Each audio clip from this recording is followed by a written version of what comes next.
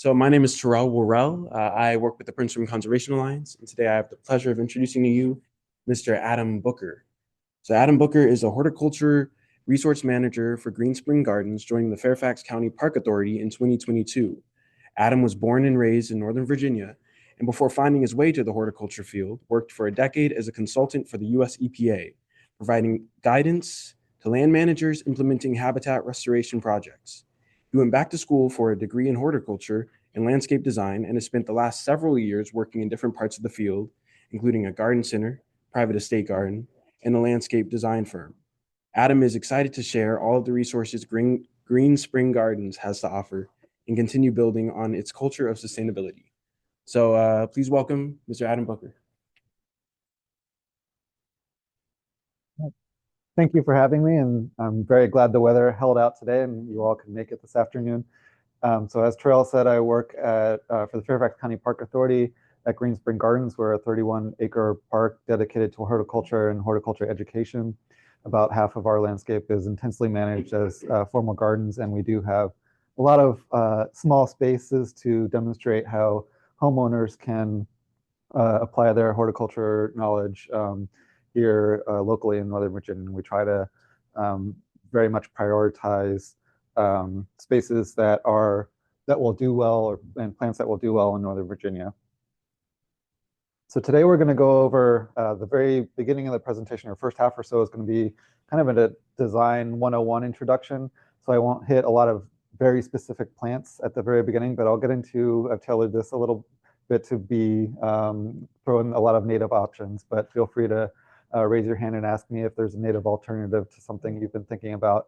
And we'll have time at the end, about 10 or 15 minutes or so, to answer all of your questions as well. So we'll be going over mission statements, basic elements of design, some ideas for hardscaping. And then if you're in a really small space, like I am living in a townhouse that the previous owner nicely landscaped in about 90% concrete, you may have to go with either pots or raised bed planters or big planters.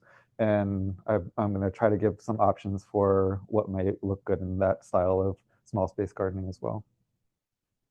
So I think it's important, no matter how big or small your landscape is, to be very specific and think about what you want to do before you get into it. And make sure that you set yourself up with a very broad goal. And we're going to go through a couple examples here. So for this one is a peaceful retreat in a naturalistic setting. And I thought this image kind of represented that. And then your objectives will be how you get there. So come up with 2 to 5 things that are really important elements that'll achieve your goal. And you don't have to do them all at once. I know landscaping can be very time consuming and expensive. Maybe it's not your first priority. Maybe you have to replace the roof this year, but maybe set out one of your goals to achieve that, put in the water feature this year, or the nice seating area, or make sure you get the plants that fit that design. And you can just go one element at a time, see how it works out, and move on to the next one. So this is another space, maybe approximately the same size with a very, very different look to it. Maybe this person is much more concerned with having evening dinner parties. And so the plant composition with lots of delicate flowers that they are collecting is not as important, but it's the space itself. And so if you want a contemporary gathering space with minimal care, I would recommend you reduce the amount of materials, try to have very clean lines. If it's mainly for evening gathering in the cooler summer evenings, you might want to invest more in unique lighting that fits the space and highlights your specimen plants. And then you could have fewer flowers and evergreen plants that you can just easily go over and shear, or just are slower growing and stay in their place.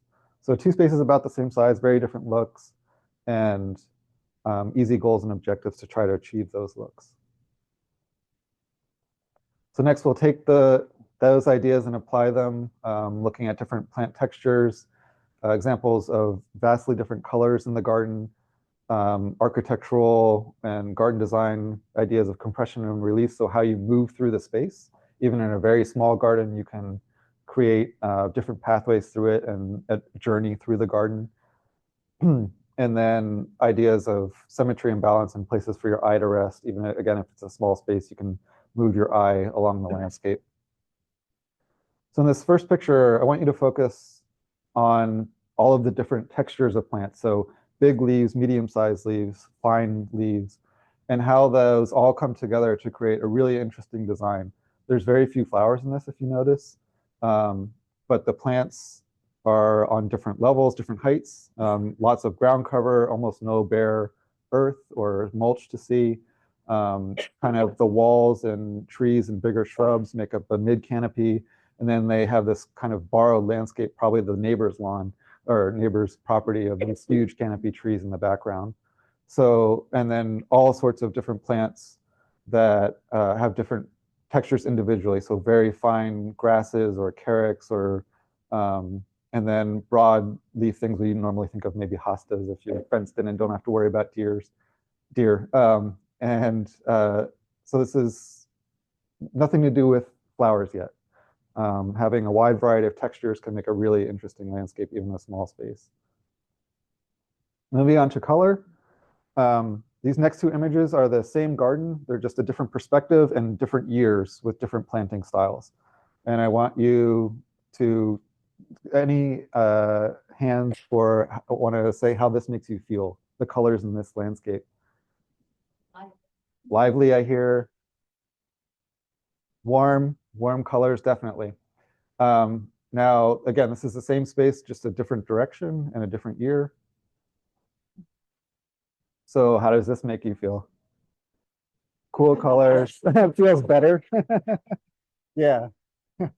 So a little bit maybe more calming. Maybe it's the lighting. I don't know, but probably the color has a lot to do with it. So even in this same space, just the color of the flowers or colors of the leaves can give you a very, very different feeling. The question was if this was totally replanted. I don't know this garden. I just found the images online, but it could easily tell that the hardscaping in the middle was the same. So I don't recognize it exactly. It's from Kilby Park Tree Farm. So lack of color, if you will, on this next one. Just a very plain palette, but I would say also very pleasing and calming. So maybe that's in one of your objectives is to have a very limited color palette to get you the feeling that you want to go for. So using all white flowers here. Sometimes giving yourself limits can free you up to move along in the process and spark some other creative ideas about how to get to where you want to go. And last idea of color. The pop of color in this instance has really nothing to do with the plants, but it's a small space, picking bold colors and just one color, matching the walls with the seating elements there. There's a couple, looks like lilies popping that are similar to that color palette, but don't forget that you can use expressive colors in your hardscaping or pots around. You don't have to always rely on the flowers. And when you have a small space, that a little introduction of color, even in one pot, can have a big effect. So then thinking about compression and release, that's more of an architectural term. With gardening, we talk about direction and pooling. So if you think about it, if you're more familiar with it in architecture, like Frank Lloyd Wright was a master of that. If you've ever toured one of his local houses here, the Pope Leahy one, you go in the entrance, it's a very low ceiling, and it sort of makes you want to walk through the space and get to the big open, airy living area. So we can think about this in the landscape here. You're probably coming out the door of the house where you feel compressed. You open up into this open boardwalk, or maybe there's a little seating area there. And then before you move into the next space, the seating area in the back, you're compressed again or directed through that planted landscape in a tighter path before it bursts open again into the seating area. So even in a small space, think about how different that would be on the left, especially if that were just like a big patch of rectangular lawn and it was wide open. Probably wouldn't feel as interesting. Your eye wouldn't go across it as easily, and you wouldn't want to take that journey across the landscape. Think about how you're going to balance the landscape and make it, if you want to do very formal setting, this is a very simple example, but do you want it perfectly symmetric? as in this case, or do you want to have it balanced where maybe you have lots of little things on one side and one big thing on the other? So it feels symmetric in a way, but not perfectly symmetric. And same with this one, maybe in your really small space, maybe you've got a lot of wet ground, muddy ground, and you don't want to venture out, but you want to just have a nice view with your morning coffee from your bay window out into the landscape. Think about how this one is balanced all around. You have lots of different types of evergreen plants and boulders, all different sizes, but they're balanced in a way like in the bottom right, you have the big boulders up close, and then in the back left, some of the bigger plants to make you feel comfortable as your eye goes across the landscape. And then this one, like I was talking about with having maybe not perfect symmetry, this one to me feels really balanced. You have the big wall of plants on your left, and then that multi-stem tree on the right. They're very different plants, very different textures, but the space as a whole feels balanced. Doesn't feel like you're being pushed off to one side or the other. And then thinking about places for your eye to rest, you have the colored pots going across that kind of monotone, not very exciting plant wall, but it's moving your eye across the landscape and then to that hidden bench. And just that peeking out of the bench, to me, that makes me want to go explore. It sort of looks like a mystery, but notice in this landscape, you could walk across the grass, but the real path is over to the right and it loops around that tree. It's kind of a journey. And then I mentioned that multi-stem tree. How would this space feel really different if that were kind of a standard single stem tree? Probably wouldn't feel as balanced, wouldn't be as interesting. So plant choices like this, if this is a crepe myrtle, you could, native options might be Amelinkia or serviceberry, your red buds, Thyrsus canadensis, dogwoods to give you that effect. Here's another one. The landscape, the journey around the space is very similar, but a very different look to it. I would say this is much more naturalistic. But still, you have different color greens that draw your eye across the landscape. So more of the chartreuse tones. There's a fern in the front, maybe epimediums, and maybe a hosta in the back that go on the right that draw your eye across with the lighter greens. And then going straight ahead, just like the last one, we had those different color pots. With this one, we've got the water feature, the gravel in the back, and then again, another seating area in the back. And it makes you want to move your eye across the landscape and walk around and see what's over there. There's also a lot more trees in this one, but they look like they're lots of different species. And they play the role of kind of, again, moving your eye across the landscape and sort of hiding that man-made wall in the back. So in the other one, we had that plant wall that was not very overbearing. This one, if you didn't have tall plants in front of it, might feel like you were being consumed by the space and walled in and feel very heavy. But the tall trees around it kind of break up that wall that is all the way around the landscape. And if you use different types of trees that give you the same fine texture, it can keep sort of a theme going across it, but using different species. How does this one make you feel compared to the others? A lot of people shaking their heads saying a little boring. So maybe the people want to keep the space open. There could be, maybe they have a lot of kids. There's a recreation use for it. Nothing wrong with that. But what we've looked at in the other ones, maybe there's something you can do to break up the distinction between the lawn and the hardscaping space. Again, it just feels unbalanced to me.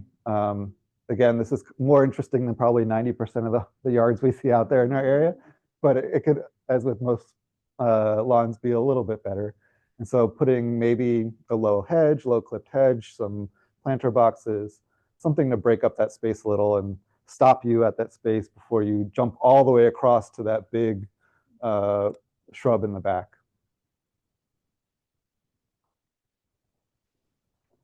And then I think we're getting close to the end of design ideas, but hardscaping. In my mind, it doesn't fit with every scenario, but if I'm working in a small space, I would want to keep the hardscaping materials limited, so maybe no more than 3 of any type of material.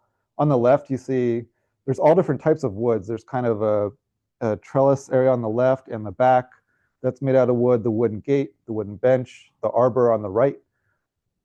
So there's lots of different wooden features, but there may be slightly different tones, but they're all very natural looking. They're not painted in different ways. They're not brightly stained in different ways. So they kind of all meld together. And then same with the stonework. There's a couple different types of stone, but they're all kind of that pale gray.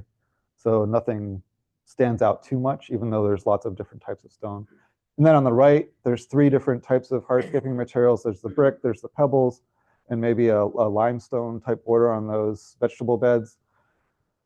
If I start to think about maybe over in the corner, we have a big boulder or a stacked stone wall, to me, that would just be getting a little too busy. So in small spaces, just a general recommendation, try to keep your hardscaping materials limited in type. Also, defining your borders very distinctly can help you distinguish different spaces, even in a small space. And then also think about durability. If you're in a small space, your materials are going to be walked on and used all the time, every single day. So they have to be very durable. If you're just plunking a stepping stone down on the soil, it's going to start sinking in, rocking around, because you're going to be stepping on it every single time you go in and in the house. So make sure you've got that good base to it. 2 other designs that work in a small space, but easily distinguished their different use cases. So on the left, maybe there's only one person in the house that wants to go out in the afternoon and read their book while sitting out in the sun. Good question. Maybe the question was, how is that lawn getting mowed? Yeah, maybe scissors, maybe it's some really nice artificial turf. But don't forget about raising your levels. There might be no need to make different levels in this landscape. It might have been flat all the way across, but when you raise that up, it can, or even just one step, make the very distinct difference in the use cases of the landscape. And then on the right, kind of a recreation area in the front, but very clean lines, a little bit of a journey back to the seating area. This is more, again, a contemporary look. It would be perfectly fine once these plants mature to have some of them spilling over into the edge, but I wouldn't do it all the way across the whole landscape.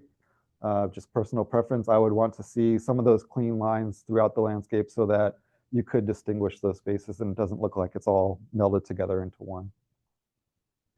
All right, so I'll start to mention some more native plant alternatives, but looking at these design ideas, one of them in your small space, don't forget about going up.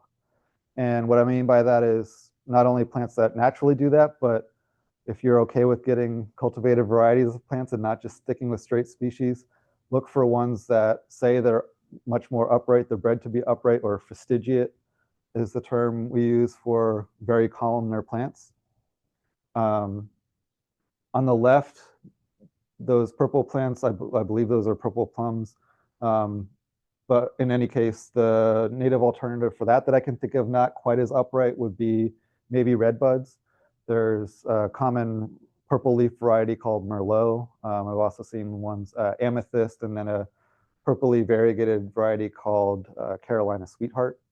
So that could work in that space. They do stay a little more upright for the first maybe 5 to 10 years, and you probably have to train them to stay that way.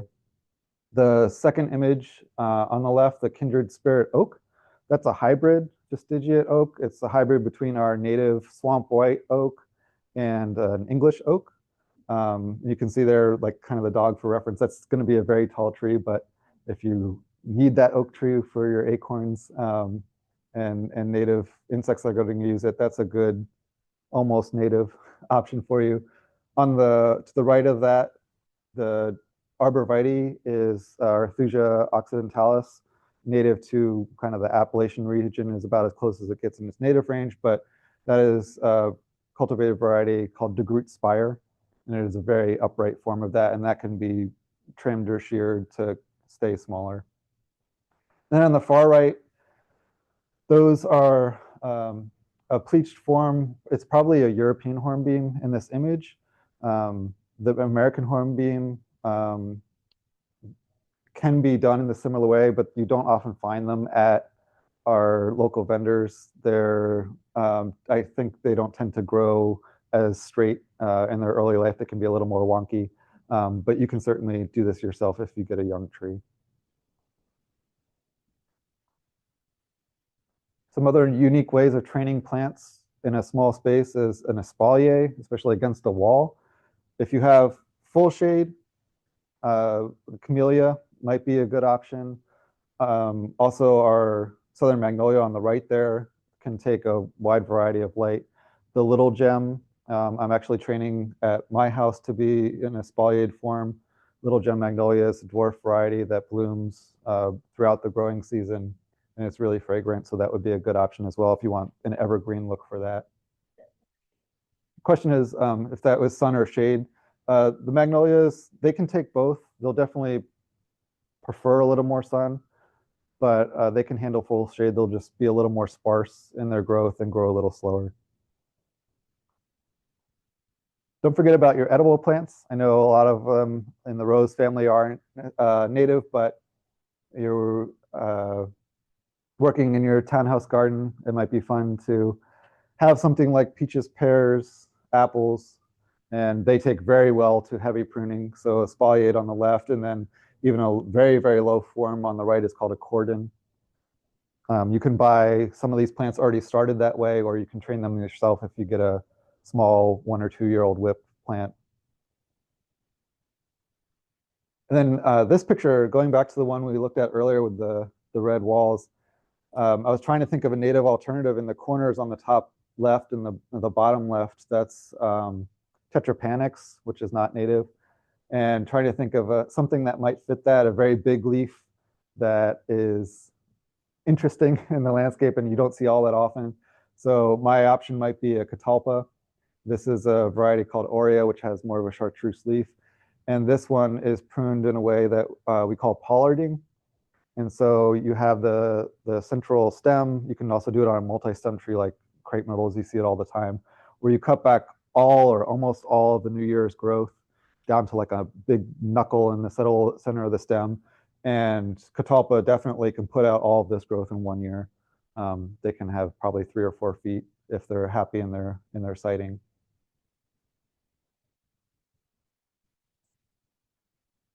Catalpa is native. The question is if that's native. It looks a lot like Paulownia, which is princess tree, which is the exotic invasive, but catalpa is a native here. And then having airy plants. So we looked at some pictures that had the multi-stem trees, and sort of this is your classic Japanese maple that a lot of people have as their specimen plant in their landscape. But pruning trees or finding trees that can do this naturally will bring a lot more filtered light. You don't often have a lot of sun in your small landscape. You're shaded by your neighbor's tree or a fence. And so making sure as much light can still get in. So even if you want a nice big tree, having something that filters the light. So here are a couple native alternatives that I think might work besides your redbuds and dogwoods, which are probably the go-tos for that look. Carolina silverbell and pagoda dogwood, Halacia carolinia, and Cornus alternifolia. That dogwood, I'll caution, is native again to more of the Appalachian region of Virginia, and it tends to like more well-drained soil. So if you're in like eastern Fairfax County, more of the floodplain heavy clay soils, it might not be as happy, but raise it up if you can, or if you have lighter soils, it would probably be pretty happy. There's some really nice examples at Meadowlark Botanic Garden if you've gone to that Nova Park near Wolf Trap.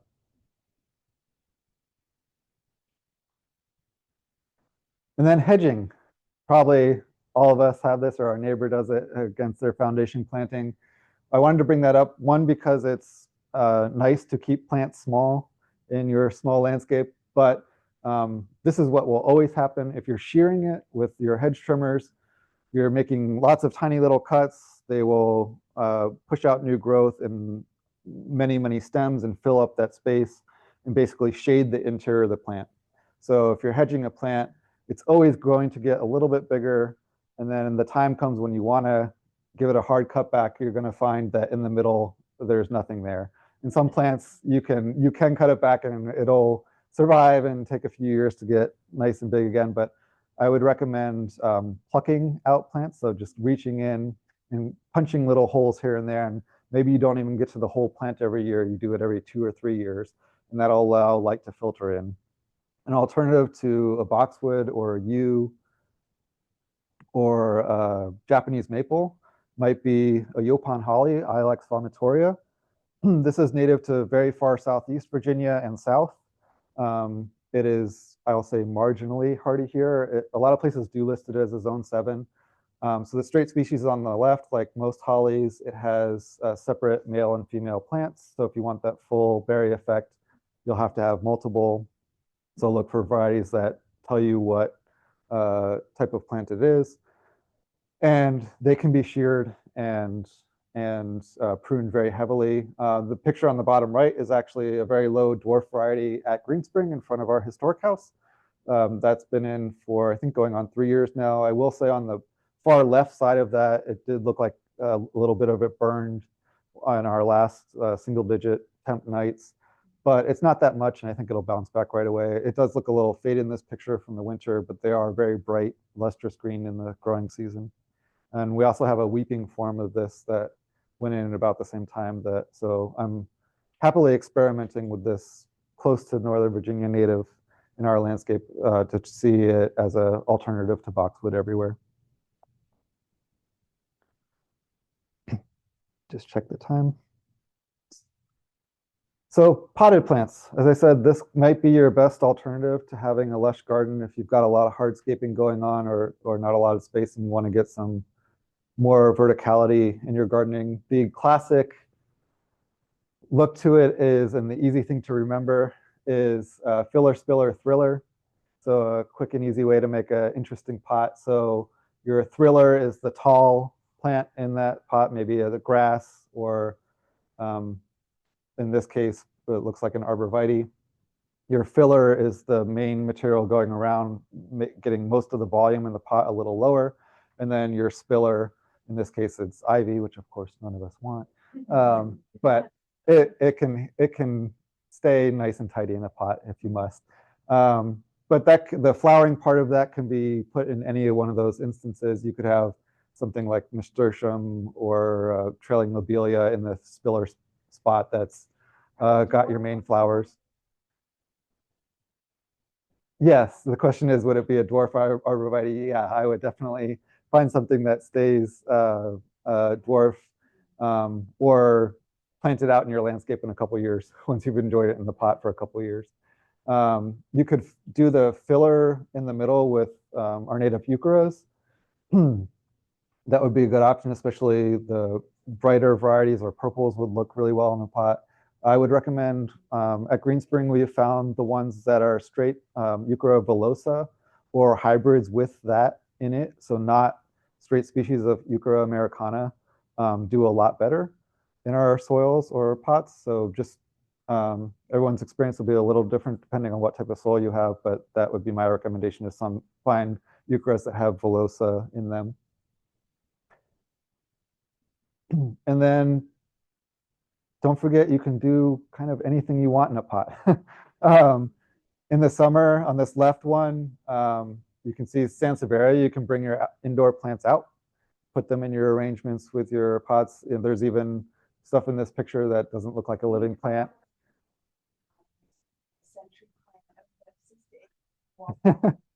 Yeah, again, yes. So the comment was about the agave americana. Yeah, so we have it in our glass house at Greenspring. It's a beautiful plant, but yeah, it could get quite large. So again, it might be just a temporary thing in your landscape for a look for a couple of years. And then on the right, lots of height with it, or on the far right, someone that looks like they want either a very clean modernist look or they're plant collectors. So they want all of the carex. The closest thing to native in this right-hand picture is the bottom one, the Mexican feathergrass that is native to our very far southwest US, but the other ones are, look to me like they're non-native Asian carex.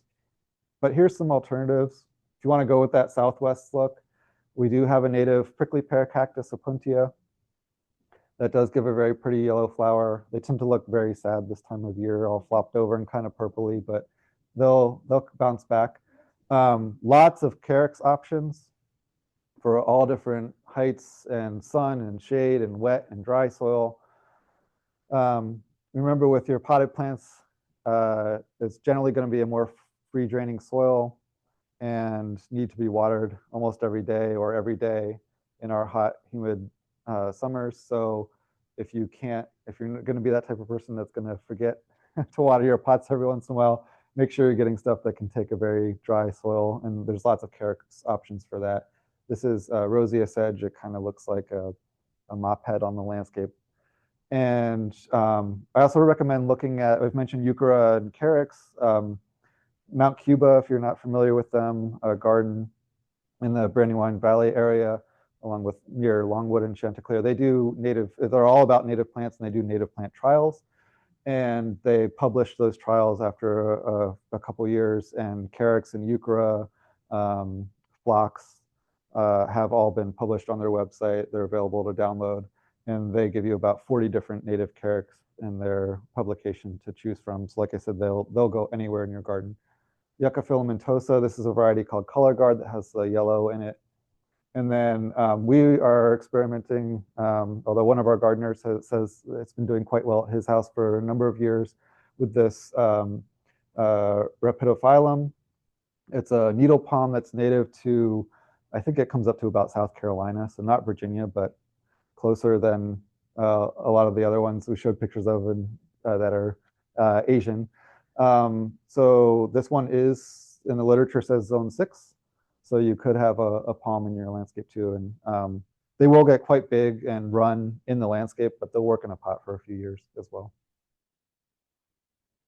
And then grasses, I'm probably pushing it with the panicum on the left. It will get quite large, but if you have it as the only thing in a pot to get some height, I really like this variety called Northwind. It has more of a bluish hue to it, and it stays very, very upright. So with a light snow, it won't flop over, and you'll get really nice winter interest on it before having to cut it down in the early spring or late summer. And then these other ones are kind of more of an airy look to them. The Eragrostis, for example, is another one of those that may fail in your beds, in your planted landscape. If you're putting it directly into the soil, it likes a really tough spot. Don't pamper it. It likes very dry, well-drained soil. So it might do really well in a pot. And then if you want to get really creative, rock gardening, we have lots of beautiful examples. We have a huge rock garden in the center of a traffic circle around the entrance to our horticulture building at Green Spring, with some hypertufa planters around it, and a big new crevice garden that we built next to our mailbox. This gives you an opportunity again to experiment with some plants that might not do so well planted in the ground, but are more Mediterranean, maybe loving plants, that style or that type of habitat. In the hypertufa container on the top left, the phlox on the right is a native phlox. It's called, the common name is smooth phlox.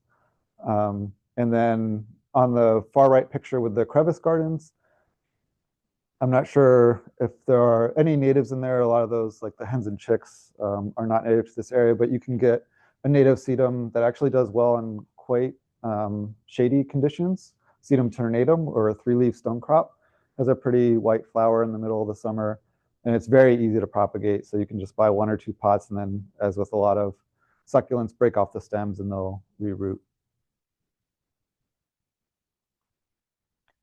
And then the last one I wanted to go over is another, what might seem like crazy idea that not too many people have thought of, but plug up that hole in the bottom of the pot. We always say make sure it's free draining, make sure the plug is open.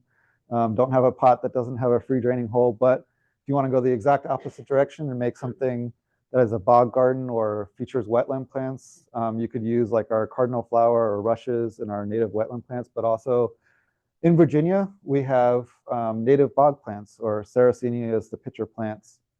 There are species like Sarracenia purpurea that are native to Virginia, and you can purchase them. There are Virginia growers that will ship them. And we've started a new bog garden at Green Spring. It's a mix of 50% sand and peat for the soil mixture under an impermeable barrier. And we have a number of Sarracenia plants, some Venus flytraps, and then there's a really pretty pink flower called Rexia. Again, that's native, and that will bloom for multiple months in the summer as well. So this is another, I think, really neat option if you want to get something special and different looking in your landscape. Couple questions. You can. The recommendation that we got from the grower and what we try to do is cover it with needles, pine needles, as kind of like a insulation on it. But if you keep it closer to your house, where it'll stay a little warmer, especially these tend to like be more full sun. So if you've got that southern exposure and it gets that early morning sun in the winter and it's close to your house, it should be pretty safe. And it's not in water, you said it's just a sand mixture? Yeah, so it's for the bog plants, like the bog garden, the question is, well, what is the soil mix, and is it in standing water? It is very, very wet. It's not like you don't see water on the surface. Like when you put your finger in, it wouldn't be water ripples, but it is a completely soaked soil that is that sand peat mix. And we also try to use our spring water on the site. Some people I've heard of, they've used their condensate line runoff from the air conditioning to have cleaner water. So that way you're not using chlorinated water that has a lot of dissolved solids in it. They like a very clean water for them.